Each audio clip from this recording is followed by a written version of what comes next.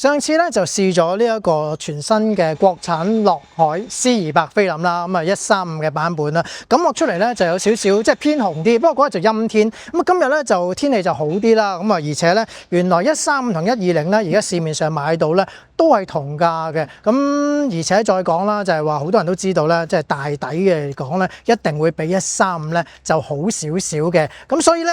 咁今日就由我同大家試下啦。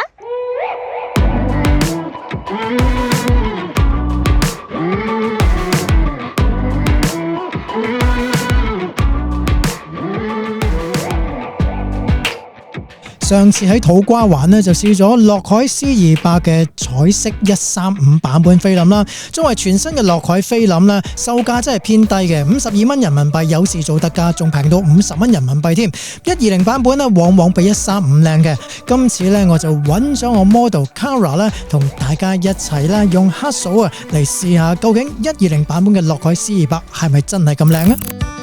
嗱，講真啊，我一 scan 完條片，一轉翻正常顏色嘅時候呢，我真係好有驚喜嘅，因為之前呢試135版本嘅時候呢，總係覺得呢佢係偏啡紅色啦，咁啊其他色就唔係話真係特別咁突出嘅，咁但係呢120版本可以見到呢，除咗佢本身嘅底色啦，都係偏向啡紅色之外呢，但係佢綠色啊或者皮膚嘅還原度啊、頭髮嘅顏色啊，甚至 model 嘅衣服啊，佢唔係全白色嚟嘅，佢有少米白色咁樣啦，顏色咧就冇乜大嘅偏差嘅。咁啊120當然啦，比之前試嘅135咧底啊真係大幾倍嘅。咁我哋放大啲張相去睇咧，都發現咧其實佢個解像力咧都唔差嘅，都係可以幾 sharp 下嘅，保持到。咁同埋微粒咧就唔係話真係好粗，咁啊始終 C200啦，200度菲林就唔會話真係好粗微粒嘅。咁今次呢一款樂海嘅全新 C200咧，其實佢喺微粒嘅控制咧，我都覺得係幾好嘅。因為我自己咧就慣性影菲林咧就會影高1個 EV 左右啦，咁方面後製嘅時候咧都仲有個空間處理嘅，咁所以咧見到有算一啲好光啊比較爆啲嘅環境咧，佢都仍然咧仲可以撳翻暗少少啦，保持到一啲 details 位嘅。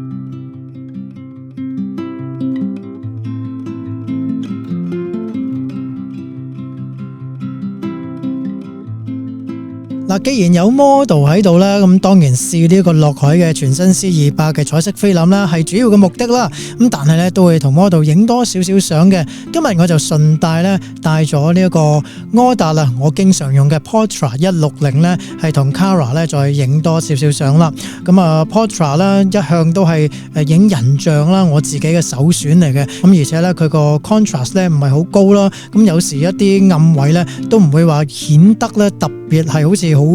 黃啊，好粗咁樣啊，同柯達嘅高200咧係完全係兩種感覺嚟嘅。Portra 160咧，我其實都係影高一級嘅，我當佢 ISO 100咁影啦，咁所以咧都係有少少過曝啦。咁但係問題就係話後期咧，我仲可以撳翻暗啲噶吓。傳統嘅 Portra 顏色啦，其實咧我自己就幾中意呢種顏色嘅。咁但係今次呢條片咧係主要講樂海嘅 C200啊嘛，咁所以咧都要做一個比較嘅，將 Portra呢一個顏色同埋樂海 C200呢一個顏色兩者擺埋一齊啦，咁啊等大家觀眾咧自行判斷你中意邊款菲林多啲。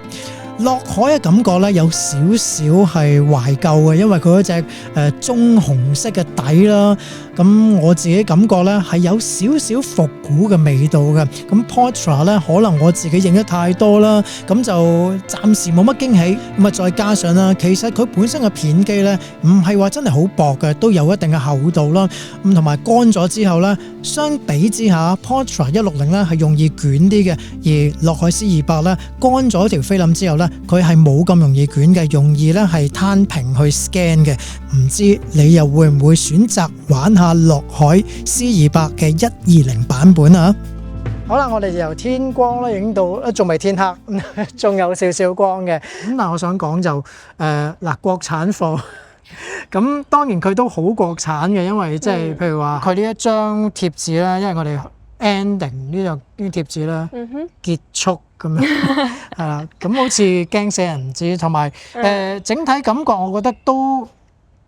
唔差嘅，因為如果以上次咧，我試135嘅時候咧，比起我想象中，佢又好過 Yes Star， 因為之前試 Yes Star，Yes Star 就冇120，樂海先120，咁所以咧即係話，譬如話樂海呢啲都係傳統嘅國產大牌子咧，咁我相信佢呢個質素上邊咧，其實都會 keep 住有保證到嘅。咁最緊要一樣嘢咧，就係有120版本啊嘛。唔好講咁多啦，我哋拜拜啦。